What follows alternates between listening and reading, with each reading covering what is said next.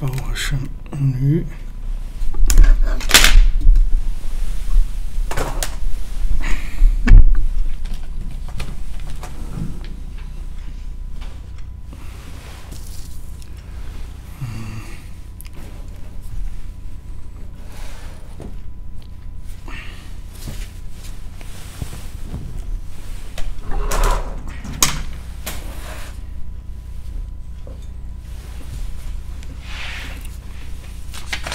Boker Tov les amis,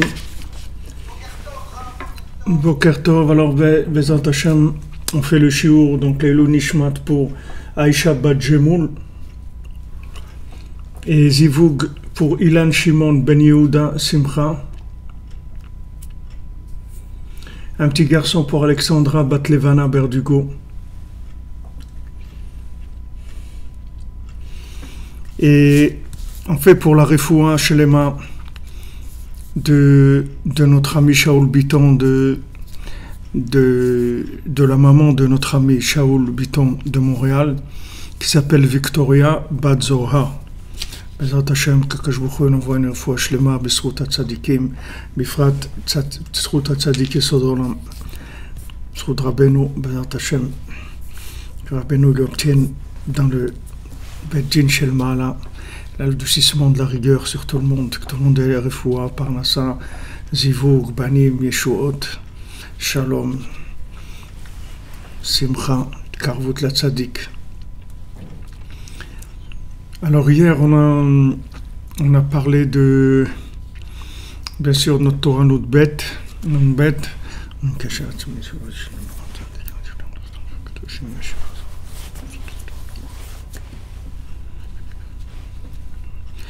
donc on a vu le plan de la Torah, c'est-à-dire de l'enseignement. Qu'on dit une Torah du côté marron, ça veut dire un enseignement. Chacun le but de notre venue sur terre, c'est de nous inclure dans notre racine, d'accord? Maintenant, pour nous réinclure dans notre racine, on a besoin de bitoul, de soumission à Hachem. Et à ce moment, et pour arriver au bitoul, on ne peut y arriver que par l'aïdbo des doutes, parce que par le fait qu'on va s'isoler entre nous-mêmes et Hachem, et s'il dit mitbodet beno le ben kono, il s'isole entre lui et Hachem, c'est-à-dire qu'il y a un rapport intime entre lui et Hachem, il s'isole pour être avec Hachem. Allez, grâce à ça, il peut tout annuler. C'est-à-dire, il peut tout annuler. Qu'est-ce que ça veut dire? Il peut tout annuler. Ici, les vatel, c'est difficile d'employer le mot annuler, parce qu'en français, annuler, ça veut dire enlever. Mais ici, ça s'appelle soumettre plutôt. C'est-à-dire, il peut tout soumettre. C'est-à-dire, il peut tout soumettre. Ça veut dire que tout ce qui n'est pas le connectable, si vous voulez, tout ce qui n'est pas matière à connecter, ou bien tout ce qui a été déconnecté par un surplus de ta'avot de ce monde, c'est-à-dire un surplus de plaisir, de recherche du plaisir, que la personne elle s'est fait avoir dans sa façon de servir Hachem. Elle a interprété mal des choses. Alors maintenant, donc cette chose-là, elle a besoin d'une soumission à Hachem. Elle a besoin de soumission à Hachem, c'est-à-dire si vous voulez, c'est comme si vous mettez quelque chose dans un appareil ou autre qui va enlever automatiquement tout ce qui n'est pas en rapport avec l'au-delà. Donc c'est pour ça que ça a une force de réparation énorme, parce que le fait qu'on va s'isoler avec notre Créateur, qu'on va avoir un rapport individuel, intime avec notre Créateur, ça va faire que tout ce qui est pas connectable dans notre vie, ou tout ce qui a été déconnecté, qui a été mal interprété, mal construit, si vous voulez, mal conçu, tout ça, ça va se réparer par le fait que on va se soumettre à Hachem. Donc Donc Rabbi Nathan, dans le résumé, nous dit que par le fait qu'il est mitboded beno le ben kono, par le fait qu'il s'isole entre lui et son créateur, grâce à ça, il peut tout soumettre à Hachem, et donc à ce moment-là, s'attacher vraiment à Hachem, et à ce moment-là, s'inclure dans sa racine. Donc, comme on a vu plusieurs fois, on se trouve dans un monde où la façon dont on va le prendre, il va nous amener à notre but, ou bien il va nous déconnecter. Tout dépend de l'approche qu'on va avoir de notre vie. Alors maintenant, même si quelqu'un est très intelligent et quelqu'un qui connaît bien la Torah, qui connaît exactement la volonté d'Hachem, etc., et qui essaye de faire le maximum pour être en accord avec Hachem, ça ne veut pas dire que ça va marcher, c'est-à-dire ça ne veut pas dire qu'il va s'en sortir, parce que dans ce monde-là, Rabbeinu dit, on est en danger, on est dans un monde où on est en danger, on peut vraiment se perdre. Comment on peut se perdre? Par le fait qu'il y a des chemins qui ont l'air droits, comme ils disent nos sages. Il y a des chemins droits, et au bout du chemin, c'est sans issue.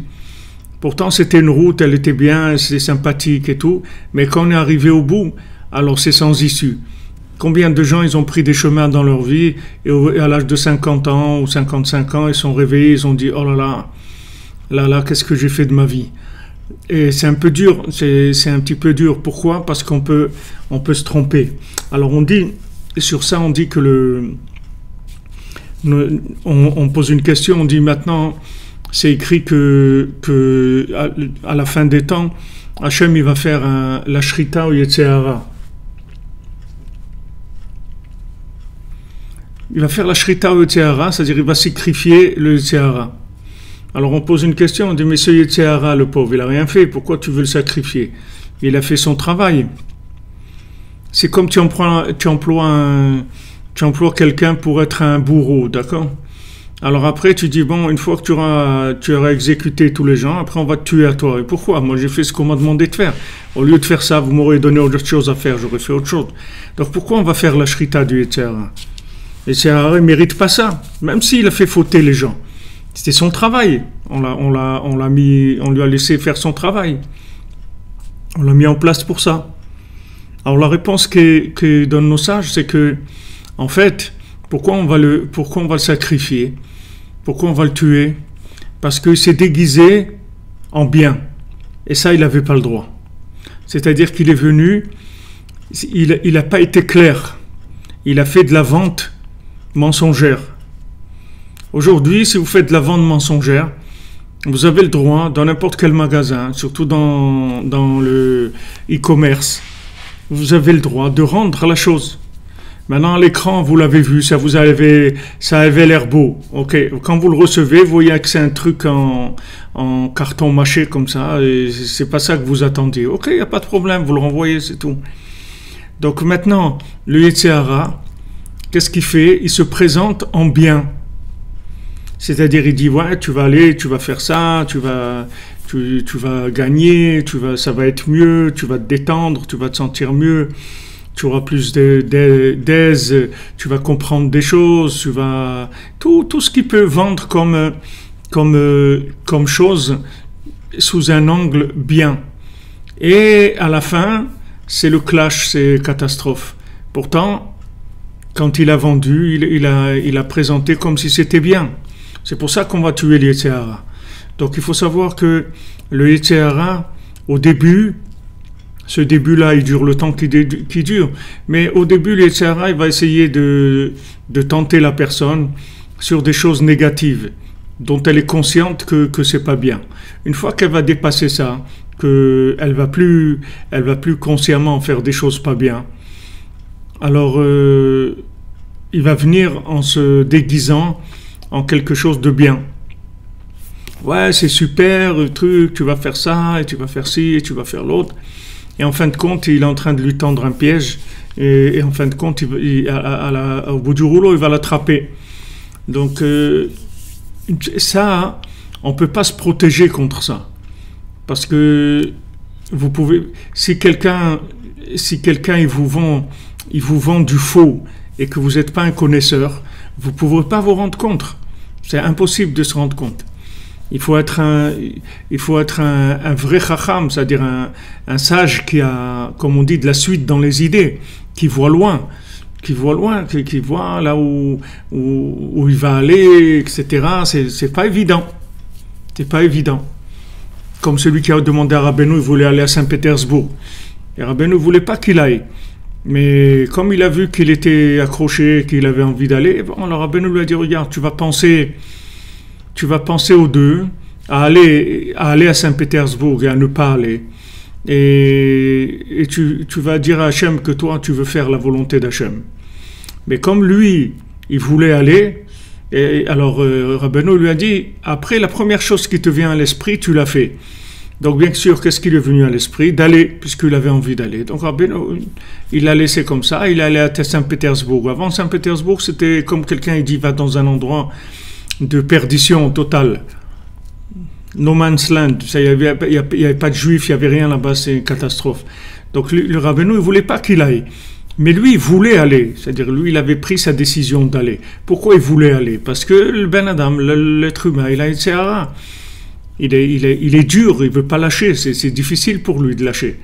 Il est accroché à des plaisirs, à des choses, des satisfactions, là-dedans, c'est difficile de lâcher.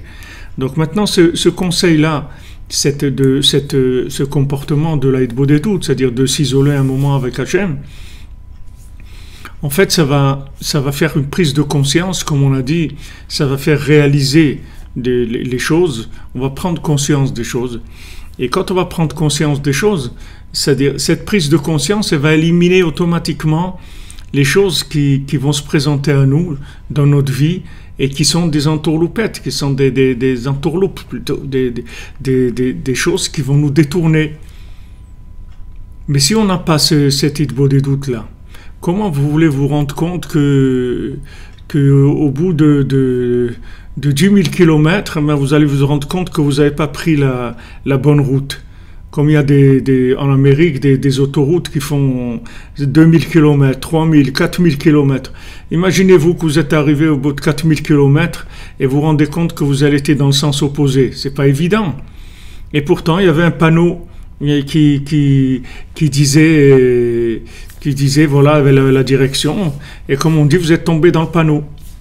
Les gens ils sont tombés dans le panneau, ils ont vu le panneau, ils ont suivi le panneau et ça les a amenés là où ça les a amenés.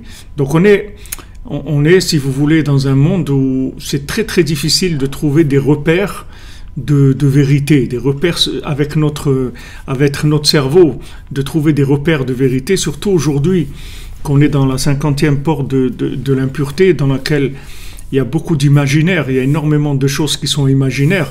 Vous voyez tout le e-commerce et tout, c'est très imaginaire. Vous voyez des photos de trucs, vous voyez un super vêtement, un super blouson, des super chaussures, des trucs, vous le recevez, c'est un chiffon, c'est un truc, bon, vous pouvez le renvoyer. Mais pour vous dire, si sur un truc comme ça, on peut se tromper, alors à plus forte raison sur des choses qui sont des décisions et qui sont cruciales dans notre vie, c'est-à-dire que ça va nous amener d'un côté ou d'un autre. Donc, quand on vient faire Aïd-Bodedut, en fait, on va acquérir une vision approfondie des choses, c'est-à-dire une vision qui va aller plus loin dans la réalisation de la vérité. C'est-à-dire, on va pas voir au même niveau le confort avec être à l'aise, le confort, le plaisir. Toutes ces choses-là, elles vont pas prendre la même place que la connexion avec Dieu. C'est-à-dire la connexion avec Dieu, elle va pour nous, elle va devenir quelque chose de primordial. Et lorsqu'il y aura quelque chose qui va nous déconnecter, alors on va pas le faire. On va laisser tomber, même si c'est un travail qui peut rapporter, même si quelque chose on va pas le faire. Pourquoi? Parce que le fait qu'on a ce moment de bitoul, c'est-à-dire ce moment de soumission, alors ce moment de soumission par la connexion à Dieu, ça va éliminer automatiquement les éléments qui sont pas connectables. Ça va les éliminer dans notre vie. On va voir quelque chose qui sert à rien, comme quelqu'un qui veut vous vendre quelque chose. Et vous n'en avez pas besoin, c'est tout. Donc vous n'allez pas l'acheter. C'est pas parce que vous n'avez pas d'argent, c'est parce que vous n'en avez pas besoin. Donc quand vous allez vous être confronté à des situations, vous allez faire le tri par rapport, c'est-à-dire votre critère de tri, ça veut dire qu'est-ce qui est connectable et qu'est-ce qui n'est pas connectable. C'est-à-dire qu'est-ce qui va m'enrichir dans ma conscience divine, dans mon service de Dieu, et qu'est-ce qui va m'appauvrir, ou qu'est-ce qui va rien me rapporter. Je vais pouvoir faire le tri. Pourquoi? Parce que je me suis soumis déjà. Dans le fait que je me suis soumis, je vais avoir automatiquement une vision claire des choses. Je vais savoir que ça oui, et ça non. Donc, cette notion de bitoul, de soumission, qui est la connexion à l'infini, c'est elle qui va nous permettre de voir clair dans notre vie. Et si on ne fait pas ça, alors on va jouer avec du binaire, c'est-à-dire avec un élément par rapport à l'autre. Pourquoi j'habiterai pas là-bas? C'est bien, ça a l'air bien, la maison elle est bien ensoleillée, tout ça, il y a du confort, tout ça. Mais tu vois pas là-bas qu'il y a des voisins ils vont abîmer tes enfants. Ça, tu te rends pas compte. Tu veux pas savoir, tu connais pas les voisins. Ils ont l'air discrets, et tout truc, tu vois rien. Tu vas habiter là-bas et après il se passe ce qui se passe. Donc il n'y a pas de, si vous voulez, on n'est pas en milieu protégé, on est dans un milieu ouvert. Les gens ils sécurisent tout, ils sécurisent les paiements en ligne, ils sécurisent les maisons avec de l'alarme, etc. Mais la sécurité de la vie de la personne, sécuriser sa vie pour pas avoir des voleurs qui rentrent dans ma vie, c'est-à-dire pour pas que les Tchahara, ils me volent pas ma vie, ils me volent pas mon temps, ils me volent pas mon amour, ils volent pas mon intelligence, ma prière, mon étude, ma place, qui me donne pas une place qui est pas la mienne. Combien de gens, ils ont mis des dizaines d'années avant de trouver leur place. Ils ont cru qu'ils étaient faits pour ça, ils ont cru que leur vie c'était ça, ils ont cru que la vie c'était ça, ils ont investi tout là-dedans et après ils se sont retrouvés, ils n'avaient rien du tout. Où ils ont investi? Dans quoi ils ont investi? Pourquoi ils ont investi là-dedans? Parce que du moment où on n'a pas une connexion avec une troisième dimension qui est la racine du bien, on ne peut pas se rendre compte qu'est-ce qui est vrai, qu'est-ce qui est faux. Si vous avez deux pièces devant vous, une vraie et une fausse, il faut que vous ayez l'étalon lui-même de comment on a fait cette pièce-là, ou ce billet-là, sinon ça peut être un faux, il ressemble énormément. On ne peut pas savoir, on n'a pas les yeux. Donc maintenant, ce moment-là où on est mitboded, c'est-à-dire ce moment, voyez ici quand il emploie le terme mitboded, Rabbi Nathan, il dit juste s'isoler intimement avec Dieu, il ne parle pas de dialogue encore. Mais l'isolement avec Dieu, ça crée déjà une atmosphère de conscience, de prise de conscience de ce qui est à prendre et ce qui est à laisser. Ce qui est à prendre et ce qui est à laisser. De nos jours, comme lui, il a été à Saint-Pétersbourg, il y a des gens qui leur proposent des parnassotes, des salaires mirobolants. Ouais, tu vas travailler, tu es en Israël, mais tu peux travailler dans d'autres pays, tu vas gagner 10 000 euros, 20 000 euros par mois, et tu as juste 2 ans à travailler, et après comme ça, tu peux acheter une maison. Il y a des choses qui sont très tentantes, mais s'il n'y a pas quelqu'un qui voit plus loin, c'est-à-dire que si vous n'avez pas une vision qui va plus loin, comme on dit, qui va plus loin que le bout de son nez, si quelqu'un il voit pas plus loin, il peut prendre des choses qui sont catastrophiques. Il peut faire des choix qui peuvent détruire complètement sa vie, sa famille, tout. Parce qu'il ne sait pas, c'est tout. C'est pas de sa faute. Il ne voit pas. Mais pourquoi c'est de sa faute? Parce que s'il avait fait un petit moment de soumission tous les jours, il ne serait pas arrivé là. Il aurait vu clair. Et même s'il ne voit pas clair, Hachem, il va le protéger. Hachem, il va le protéger que ça ne va pas marcher. Ce qu'il va vouloir faire, qui va lui amener quelque chose de négatif dans sa vie, ça ne va pas marcher. Hachem, il va faire en sorte que ça ne marche pas, parce que c'est quelqu'un qui est introduit. il est introduit parce qu'il est soumis à Dieu. Il passe un moment de soumission à Dieu, à son Créateur. Et ce moment de soumission, c'est pas du tout une perte de temps. C'est au contraire, c'est avec ça que vous allez gagner le temps de toute la journée. Toutes les 23 heures, elles vont dépendre de cette heure-là, où vous êtes isolé avec Hachem. Ce moment d'isolement, il va nous permettre de faire le tri. Donc à ce moment-là, il peut tout annuler, il dit, c'est-à-dire tout soumettre. Et quand il va soumettre, ça va être l'heure de vérité.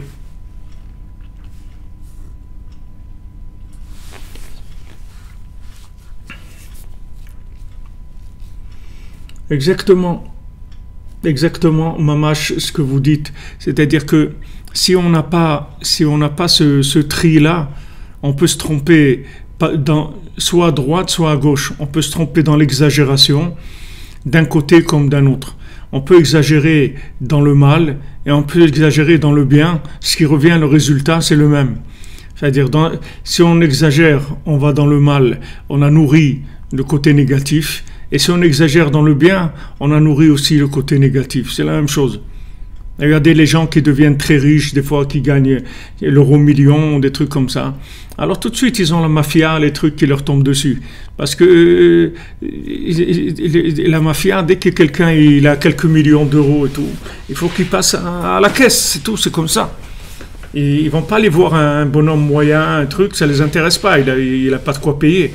Mais dès que quelqu'un il a gagné des sommes qui sont importantes, alors ils vont venir le voir et ils vont lui faire des misères. Ils vont lui faire des misères parce que il a dépassé trop ses capacités de gérer la chose de façon correcte. Alors c'est vrai qu'on peut se tromper aussi dans le bien, en exagérant le bien, comme on peut se tromper en allant vers le mal. Donc ce moment de soumission à Hachem, il est en fait pour sécuriser notre vie, que ce soit du côté droit comme du côté gauche. Sécuriser notre vie, c'est-à-dire ne pas exagérer ni d'un côté ni d'un autre.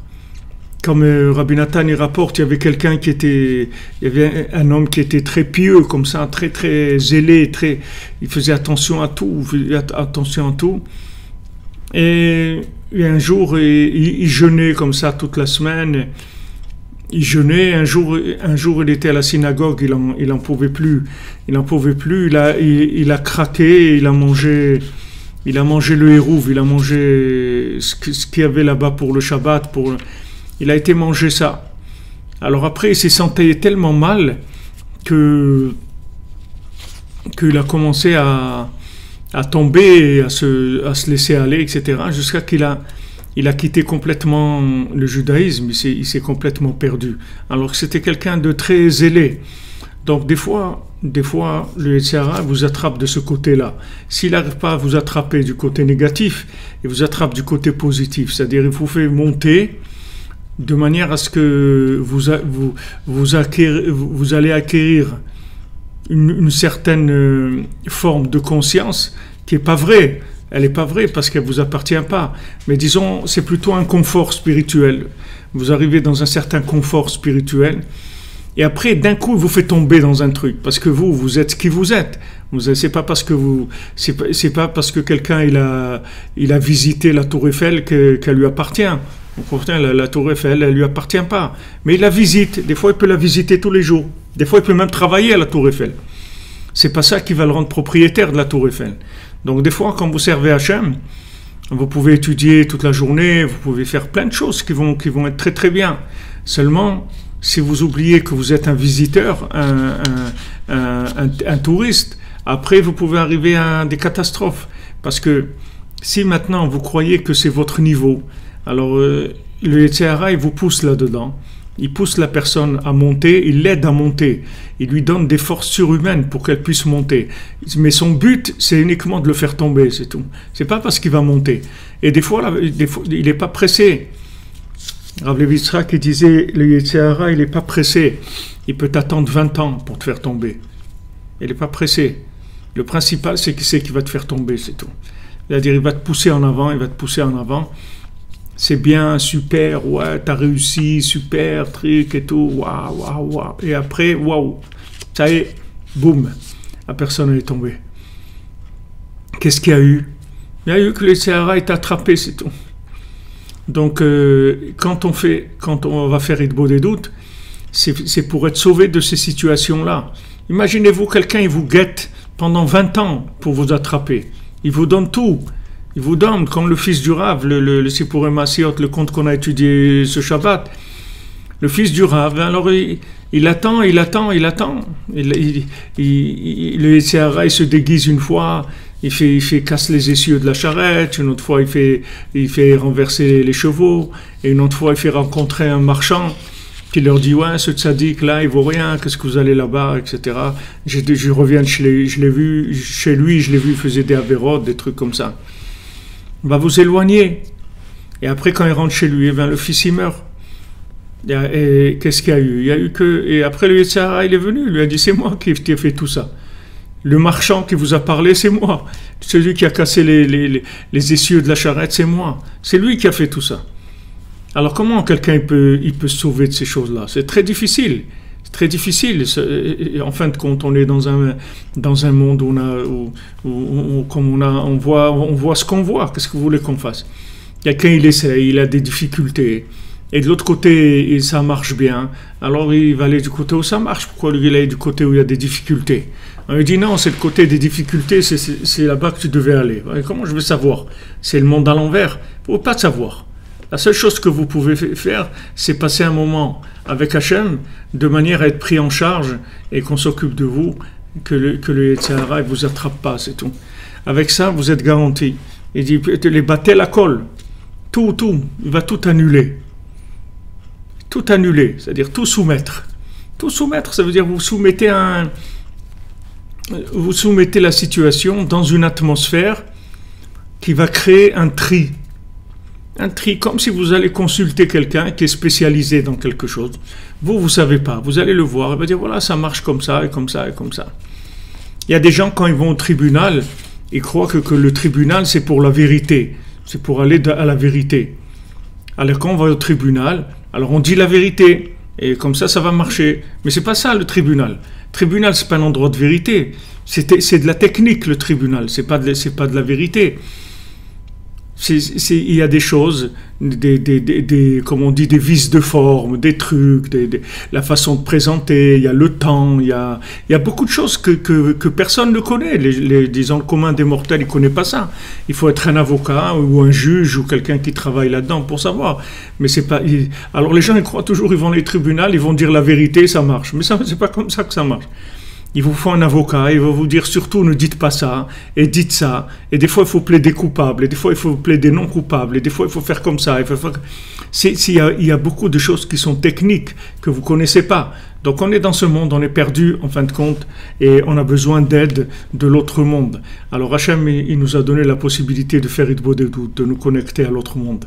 Et avec ça, avoir les solutions dont on a besoin, comme le rapprochement au tzaddik, c'est la même chose. Le tzaddik, c'est un homme divin, donc c'est un homme qui inspire la divinité et qui permet de faire le tri dans ce qu'on va faire dans ce monde, de pas prendre l'épluchure et jeter le fruit, de prendre le fruit et de jeter l'épluchure. Il faut savoir prendre le fruit et jeter la clipa, pas faire le contraire. Donc ça, on a besoin d'une conscience, d'un discernement. Il faut un discernement. Le discernement, c'est le da'at, c'est-à-dire la possibilité de discerner ça oui et ça non. Et ça, c'est un cadeau d'Hachem. Rashi dit qu'il y a trois sphirotes. Il y a trois sphirotes, la chokhma, la bina et le da'at. D'accord? La chokhma, c'est la connaissance. C'est la connaissance qu'on a pris de l'extérieur. La bina, c'est ce qu'on a déduit de la connaissance qu'on a appris. On a appris des choses, et de ça, on a dit, donc, on a fait une déduction, d'accord? Et il y a une troisième, c'est le da'at. Le da'at, c'est la force de discernement, c'est-à-dire, à un moment, de savoir exactement qu'est-ce qui est bien et ce qui est pas bien. Alors, Rashi dit comme ça, Chokhma, c'est ce que tu apprends de l'extérieur. Bina, c'est ce que tu as déduit toi-même de ce que tu as appris. Et Da'at, c'est Ruach HaKodesh. Da'at, c'est le souffle divin. C'est ça le Da'at. Le Da'at, c'est le souffle divin. On a besoin de ce souffle divin. Comment on acquiert le souffle divin? Comment on acquiert le souffle divin? En parlant avec Dieu. Parce qu'Hachem, quand il a insufflé en nous notre âme, il a insufflé avec son souffle. C'est son souffle qu'il a mis en nous. Et notre âme, elle se manifeste dans la parole, c'est-à-dire dans le dialogue. Donc quand on parle avec Hachem, on acquiert du Ruach HaKodesh, on acquiert du souffle divin, du flux divin qui rentre en nous. Et ce flux divin-là, c'est lui qui va nous permettre de faire ce qu'il y a à faire, de faire les bons choix, de ne pas nous perdre. C'est grâce à ce flux divin. Donc quand je parle, j'avais fait plusieurs cours sur ça, c'est-à-dire que parler avec quelqu'un, en fait, c'est un échange à double sens. C'est-à-dire quand j'échange avec quelqu'un, en fait, je deviens l'autre et l'autre, il devient moi. C'est ça un échange. À chaque fois que je parle avec quelqu'un, c'est ce qui se passe. C'est pour ça qu'on nous conseille de ne pas parler avec des gens qui sont des mécréants, ou des gens mauvais, ou des gens qui font des choses pas bien dans leur vie, parce que quand on parle avec eux, on échange. Par exemple, à Ouman, il y avait ces aristocrates dont je vous ai parlé, ces gens que Rabbeinu il a sauvés, c'est-à-dire qu'ils sont venus voir Rabbeinu et Rabbeinu il les a complètement retournés, il leur a montré la vérité, etc. Mais Rabbeinu il n'a pas laissé Rabbi Nathan parler avec eux. Il a dit à Rabbi Nathan, tu parles pas avec eux. Tu parles pas avec eux. Jusqu'à la fin, après, Rabbeinu lui dit il pouvait parler avec eux, mais juste leur raconter des histoires, des choses comme ça, ne pas rentrer dans des discussions d'échange d'idées, parce que c'était extrêmement dangereux. Parce que en fait le yichud, si vous voulez, l'union qui se fait avec quelqu'un, elle commence toujours par se faire par la parole. C'est-à-dire même quand vous allez vous marier, avant de vous marier, vous avez parlé avec la personne, vous êtes exprimé, c'est comme ça que vous êtes découverts, que vous êtes reconnus tous les deux, en étant comme quoi vous êtes un couple. Et souvent, quand après les couples ça marche pas, c'est quand ils oublient d'entretenir ce souffle commun qu'il y a entre les deux. Ils oublient ça. Donc c'est ça qui crée après les problèmes. Parce que la vie extérieure, elle nous tire vers des distractions et on doit entretenir le souffle de l'unité qu'il y a dans la maison. Donc, si vous voulez, quand on va parler avec Hachem, en fait, on va revenir dans la racine de la vie, du souffle de vie qui est en nous. Le souffle de vie qui est en nous, il va se réveiller au contact d'Hachem. Et ça, uniquement le fait qu'on va s'isoler. Vous voyez, c'est-à-dire que déjà, le fait que j'ai conscience que je peux m'isoler avec mon Créateur, déjà, ça c'est énorme. Ça, c'est énorme. Alors je viens, je m'isole, je passe un moment, et je dis, Hachem, voilà, je suis avec toi, je suis là avec toi, je suis venu te voir parce que tu es le seul à qui je peux m'adresser. Tu es le seul qui me comprend, qui me connaît. C'est toi qui m'as créé, c'est toi qui entretiens ma vie, c'est toi qui me donne tout. Donc voilà, je passe un moment avec toi. Quand on fait ça, il y a un échange du souffle qui se fait. C'est-à-dire qu'il y a un échange de flux divin entre la vie qui est en nous, parce que nous, quand on vit comme on vit, on ne se rend pas compte que la vie qu'on a en nous, c'est la partie d'Hachem qui est en nous, qui nous donne la vie. Bon, parce que la personne s'habitue à fonctionner dans ce monde. Ouais, alors demain, bon, je vais aller là-bas, je vais au boulot, j'ai un rendez-vous, après j'ai une partie de tennis à 4 heures, il faut que je me détende un petit peu, truc et tout. Ok. Mais il ne sait pas pourquoi il fait tout, comment il fait tout ça, pourquoi il fait tout ça. C'est-à-dire, il y a de la vie en lui. Cette vie-là, elle est divine. Elle est divine, c'est un flux qui est divin qui tourne dans le corps de la personne. Si ce flux-là, si vous le connectez à l'origine de ce flux, puisque Hachem, il a insufflé en nous du souffle divin. C'est comme ça qu'il nous a donné la vie. Donc quand je le remets en contact avec son origine, il retrouve sa nature profonde, pas sa nature de consommation, sa nature profonde. Comme si quelqu'un il est en exil dans un pays qui est pas le sien du tout. Il mange des choses qu'il aime pas.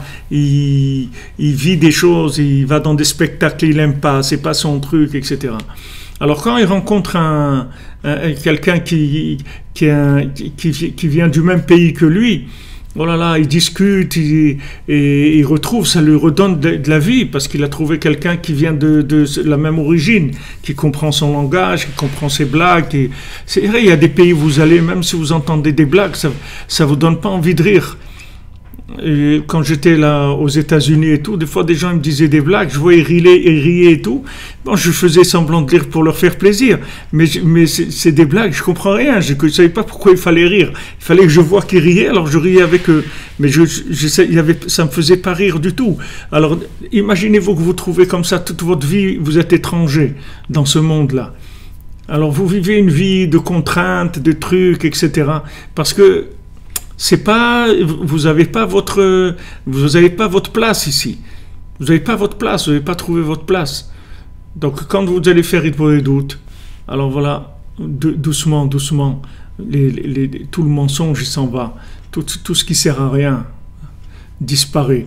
Et il va rester ce qui est la vérité, c'est-à-dire ce qui est vraiment lié à l'autre monde, ça va être optimisé au maximum.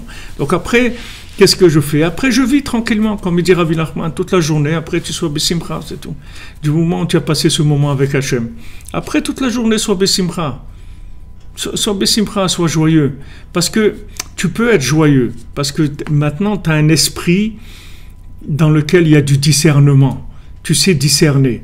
Parce que tu as un souffle divin en toi. Donc, tu sais discerner. Alors, les gens, ils disent, mais comment vous voyez ça? Comment vous... C'est très simple comment on voit. C'est pas compliqué. C'est qu'une fois que vous êtes connecté avec l'origine, après vous voyez tout ce qui n'est pas d'origine dans ce monde, tout ce qui n'a pas un rapport avec l'origine, vous le voyez tout de suite.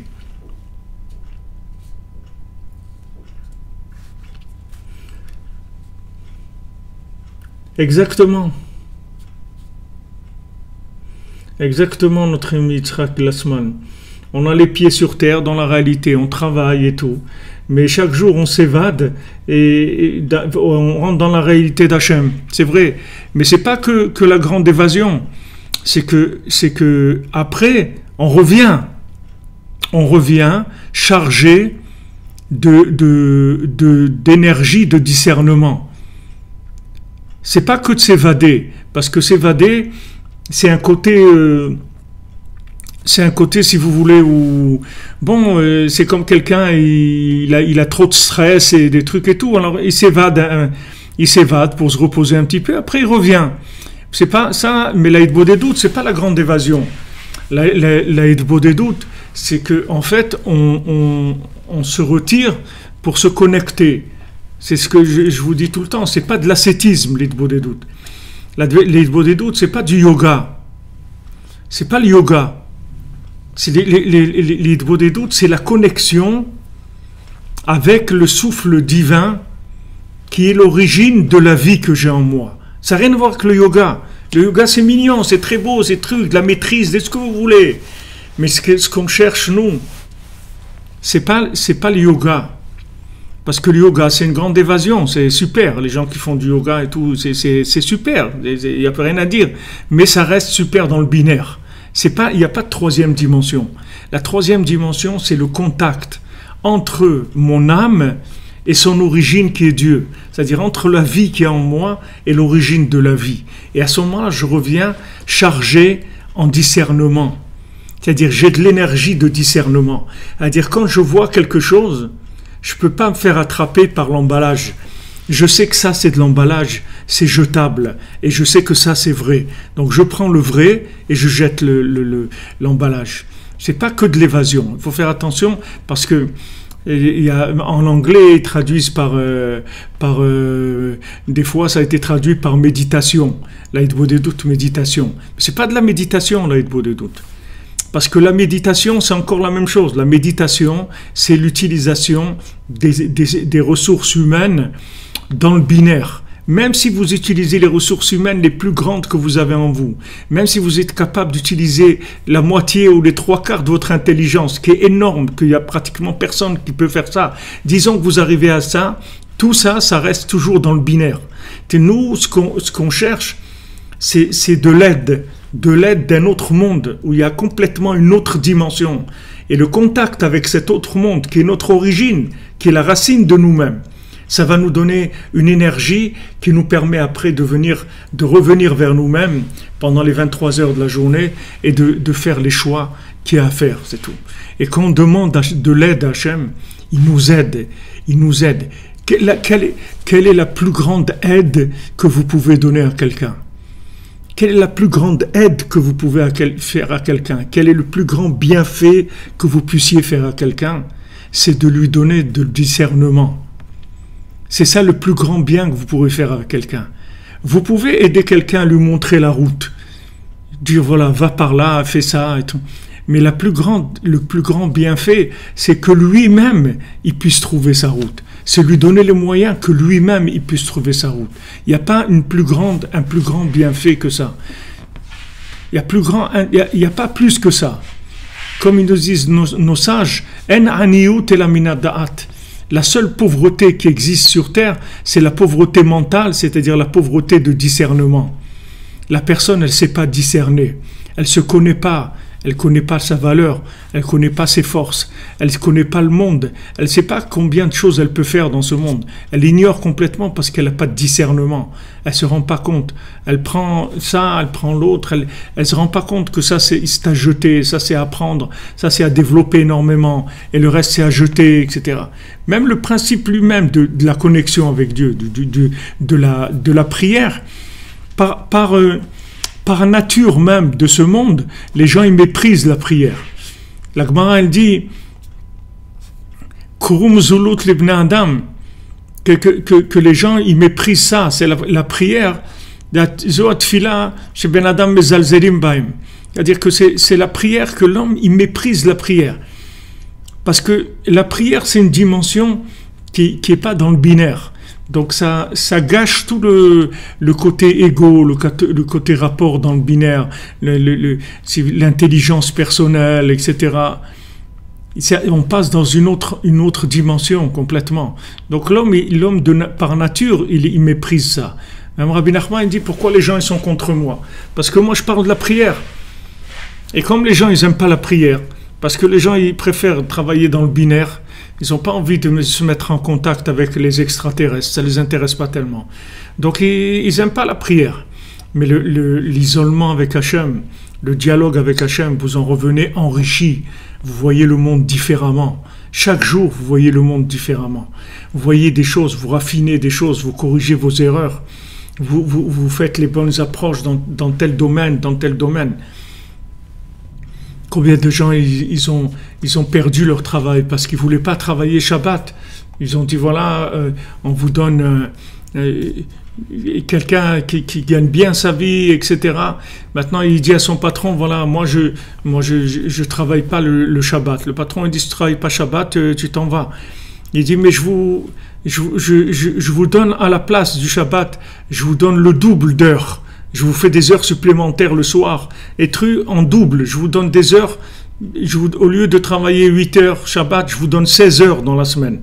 Et vous me payez que 8. Et dans des heures qui sont des heures supplémentaires le soir. Rien, le patron n'a rien voulu. Rien voulu savoir, rien. Ou vous travaillez Shabbat, ou vous dégagez. C'est tout. Alors il a été obligé de dégager. Il n'avait pas le choix. Il n'avait pas le choix. Mais ça, c'est une force de discernement. D'arriver à ça. Combien de gens ils n'arrivent pas? Ils disent mais je peux pas. Et s'ils me renvoient, j'ai plus de travail, comment je vais vivre? J'ai mon loyer, j'ai des enfants, etc. Comment je vais faire? Mais il y a des gens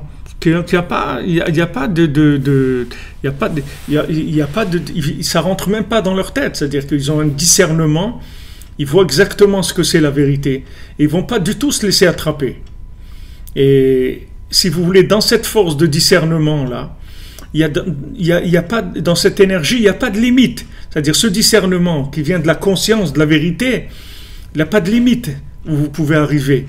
Il y avait ce guerre là, un guerre qui s'était converti, un converti avec son épouse et qui a été mis en Sibérie. Il l'avait emmené en Sibérie et là-bas ils lui ont proposé, comme c'était quelqu'un de très instruit et tout, ils lui ont dit au lieu de travailler dehors dans le froid, moins 40 ou moins 50, là-bas tu vas travailler à l'intérieur où c'est chauffé. Tu vas apprendre aux gens à écrire et à lire parce que les gens là-bas ils savaient rien du tout. Mais il y a une condition, c'est que tu dois travailler Shabbat. Lui, il a dit, moi, je ne travaille pas le Shabbat. Et si tu ne travailles pas le Shabbat, alors tu vas continuer à travailler dehors, dans le bois, et casser du bois et tout.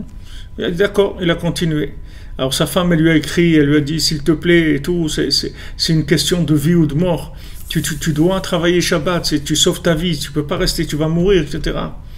Et il a dit, moi, je ne me suis pas converti pour transgresser le Shabbat. Moi, je veux garder Shabbat. Et ce qui arrivera, arrivera. Et c'est comme ça, il est mort. Il n'a pas vécu très longtemps. Il est mort. Mais sa conscience, si vous voulez, elle lui a pas laissé utiliser cette, si vous voulez, cet arrangement. Bien que cet arrangement, il peut exister pour d'autres gens. Mais pour lui, non. Parce que dans sa force de discernement qu'il avait, non. Ça passe pas. Et comme ça, des choses dans la vie. Il y a des choses il y a des gens qui travaillent dans des entreprises qui sont des entreprises malhonnêtes, des gens qui travaillent dans des call centers, des trucs qu'ils appellent des gens, ils font des trucs malhonnêtes, ils volent des gens. Maintenant, quelqu'un qui travaille, quelqu'un qui garde Shabbat, qui mange kasher, qui fait pureté familiale, tout ça, il ne peut pas travailler dans quelque chose comme ça. Il y a un moment où il doit choisir. C'est ou ça, mais il ne peut pas faire les deux. Ça n'a pas marché. Il y a un moment, il va arriver à un goulot d'étranglement où ça va être ou ça. On ne peut pas travailler comme ça malhonnêtement. Et comme ça, tout est comme ça. C'est-à-dire que quand vous allez acquérir une force de discernement, il y a un jour où vous laissez votre blouse et vous partez, c'est tout. Vous partez du travail, vous partez de ça, vous partez du club de ça, du club de l'autre. Voilà, ça y est, vous avez terminé avec ça. Mais ça vient du fait que vous entretenez le souffle divin qui est en vous, par le contact avec Hachem. Et chaque jour que vous parlez avec Hachem, vous augmentez votre énergie pour le discernement. Et après, vous allez avoir des évidences dans votre vie. Et cette évidence, et les gens disent, mais comment je ne me suis pas rendu compte avant? Parce qu'ils croient que c'est les mêmes qui sont restés comme ils sont, et maintenant ils ont compris quelque chose qu'ils ne comprenaient pas avant. C'est pas vrai, c'est pas comme ça. C'est que vous avez augmenté votre capacité de discernement. Et la Hitbod des doutes, elle est faite pour ça, pour que vous permette de voir plus clair dans votre vie. De voir que, voilà, ça, c'est un boulet, c'est quelque chose qui vous dérange. Donc il faut l'enlever.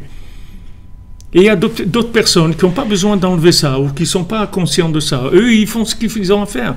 Mais moi, cette chose-là me dérange dans ma vie. Alors je l'enlève, c'est tout. Ou je dois faire quelque chose. Alors je le fais. Il n'y a personne qui va m'arrêter. Je dois faire cette chose-là, c'est tout. Pourquoi? Parce que je sais. Comme on dit, mon âme sait. Moi, je ne sais pas. Je ne peux pas t'expliquer avec des mots ou avec des raisonnements, mais je sais que c'est ça que je dois faire. Ça, c'est ce que vous gagnez principalement dans la Hitbod des doutes. Donc, vous comprenez pourquoi ça répare toutes les fautes automatiquement, puisque toutes les fautes, elles viennent de la folie. La folie, c'est le manque de discernement. Qu'est-ce que c'est un fou? C'est quelqu'un qui ne sait pas discerner entre une chose qui est propre, une chose qui est sale, une chose qui est comme si. Il est fou, d'accord? Donc, la folie, c'est le contraire du da'at, c'est le contraire du discernement. Donc, quand vous faites Hitbod des doutes, vous corrigez votre folie, c'est-à-dire la folie que vous avez eue au moment où vous avez fait des bêtises, vous avez de la folie. Maintenant, quand vous parlez avec Hachem, le souffle divin qui va rentrer en vous, il va éliminer cette folie-là.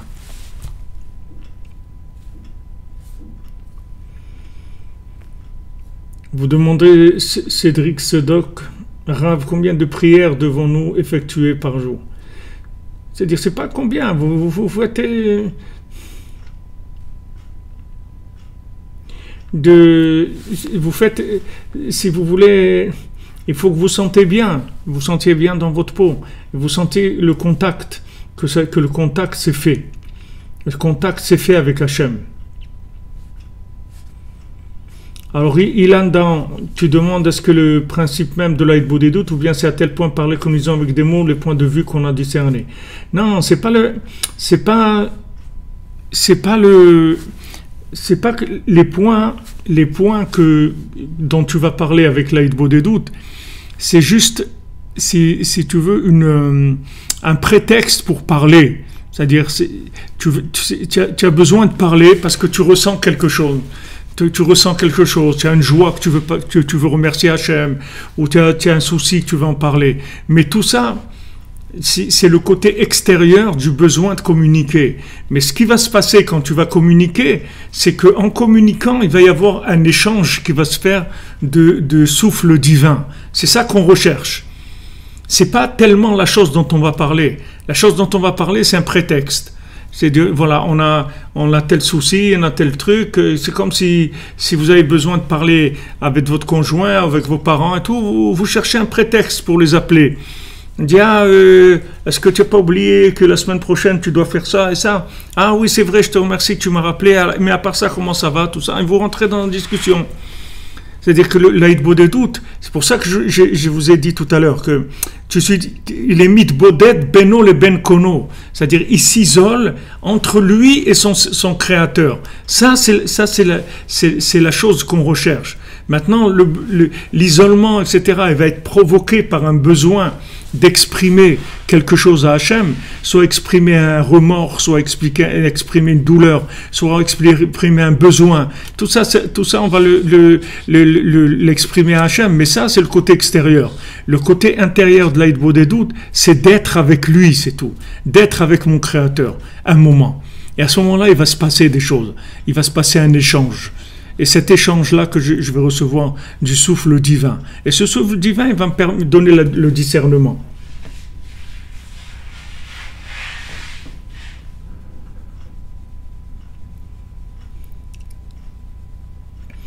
Vous dites que vous ne priez plus parce que vous avez trop de lumière. Il faut prier, mais priez simplement. Faites les choses simplement.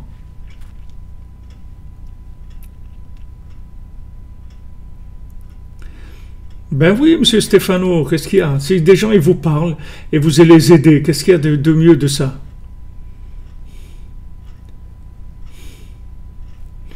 Qu'est-ce qu'il y a de mieux de ça que ça? Bon, si vous pouvez aider des gens qui ne voient pas clair et vous les aider, on est là pour ça. Qu'est-ce qu'on fait? C'est ça qu'on veut faire. Aider les gens à voir clair, leur donner du da'at. Atachonen la dam da'at. Hachem, il donne par pitié, il donne par miséricorde, il donne la force de discernement à l'homme qui peut discerner. S'il y a des gens qui ne discernent pas, pour vous les aider, c'est extraordinaire.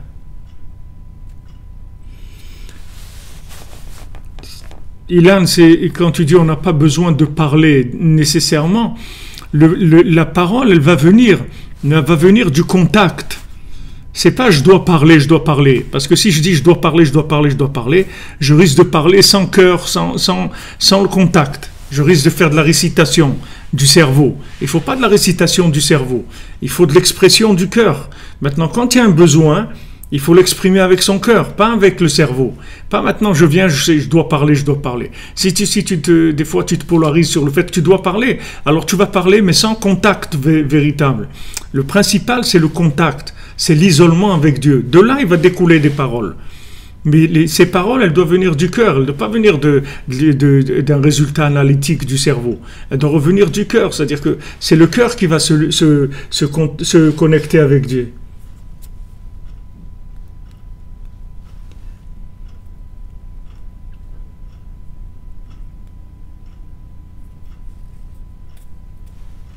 Ah oui, c'est bien ce qu'il dit Yitzhak.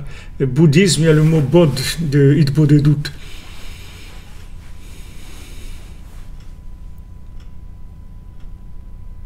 Alors, remercier Hachem,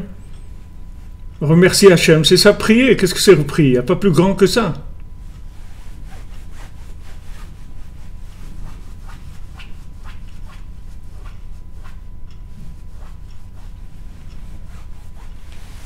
Bezrat Hashem, voilà, on est là, on échange entre nous, on échange, ça aussi, on s'habitue à échanger, à avoir des discussions, Baruch Hashem, qui sont désintéressées, des choses qu'on cherche.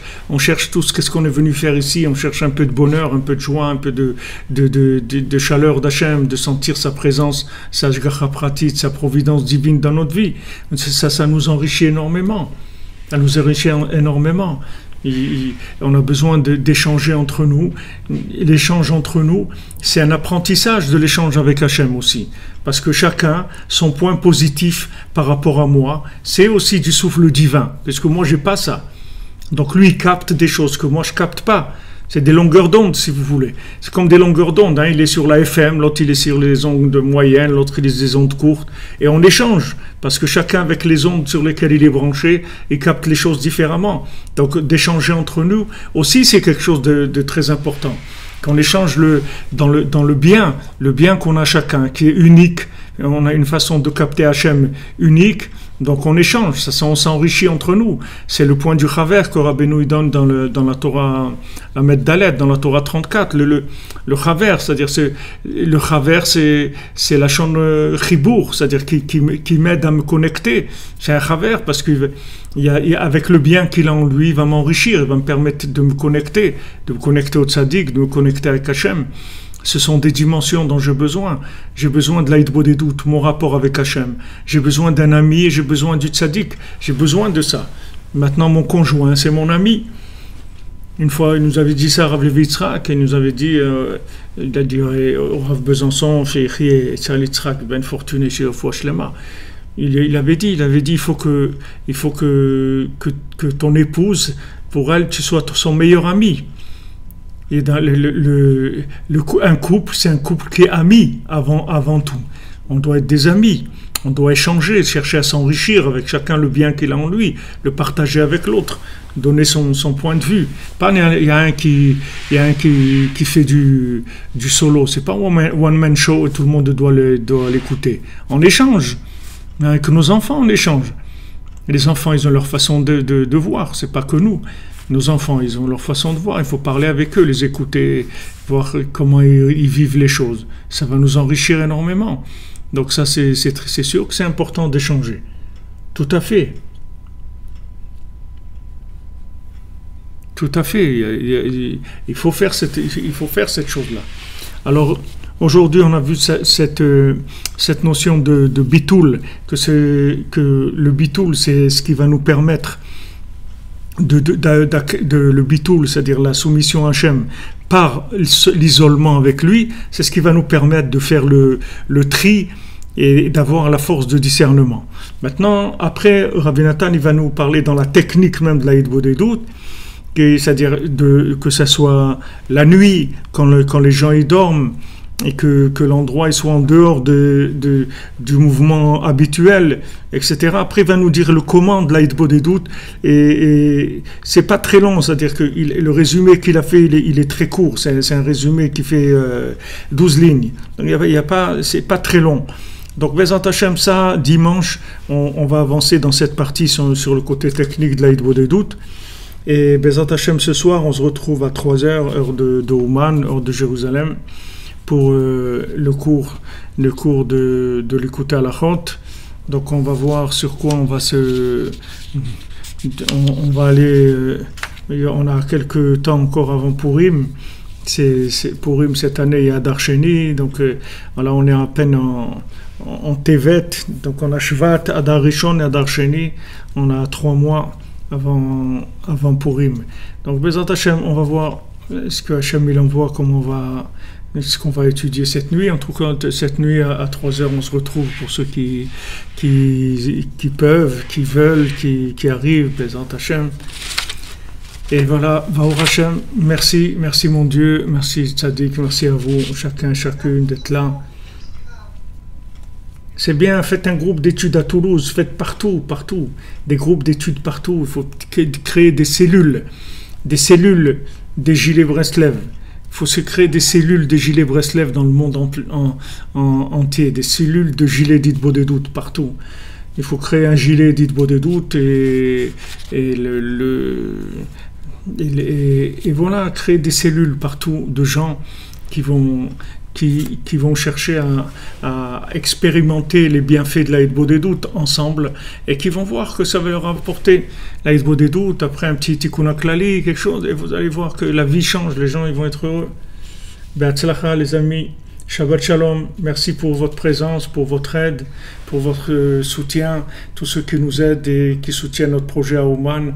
Je vous montrerai bientôt des photos de ce qu'on a déjà fait et on a besoin énormément de fonds pour pouvoir avancer. Mais Bezat Hashem, on a presque fini le premier étage, on va finir dans 2 semaines et on a besoin de fonds pour finir ce deuxième étage. Ceux qui ont les moyens, à qui ça fait plaisir, qui sont joyeux de participer à ce Mishkan, à cet endroit merveilleux, Tavolem Bracha, qui soit béni par le tzaddik. Le tzaddik, quand il bénit, c'est du solide, c'est des choses extraordinaires pour chacun. Donc, Be'atzlacha, une bonne journée, que des bonnes nouvelles chez vous et dans le monde entier, qu'on n'entende que des bonnes choses, Bezat Hashem.